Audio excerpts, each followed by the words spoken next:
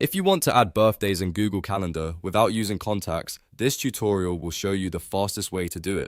This is perfect if you want to keep track of friends, family members, co-workers, or important dates manually without syncing your Google contacts. You'll be able to create a birthday event, make it repeat every year, and even set a reminder so you never miss it. If this video helps, make sure to hit the like button and subscribe for more simple Google Calendar tutorials. Let's get started.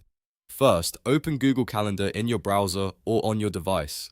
Once the calendar loads, look for the Create button, then click it and choose Event. This opens a new event window where you can manually add a birthday just like any other calendar event. In the event title field, type the person's name. For example, you can enter something like Sarah's birthday or Mark Johnson birthday.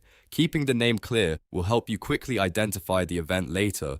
Next, set the birthday date. Choose the correct month, day, and year if needed. Since birthdays are usually annual events, the most important part is making sure the date is accurate for the first entry. After that, look for the repeat option. By default, it may say, does not repeat. Click that drop-down and select annually. This makes the birthday appear every year automatically, so you only have to enter it once. That's one of the biggest time savers when you're organizing birthdays manually in Google Calendar. Now, if you want a reminder, you can set a notification before the birthday arrives. You can choose to get a pop-up, an email reminder, or both, depending on your preference. A reminder is especially useful if you want a heads up a day before, a few hours before, or even a week ahead for planning gifts or messages. Once everything looks correct, review the title, date, repeat setting, and notification one more time. If anything looks off, make the changes now before saving. When you're ready, click Save.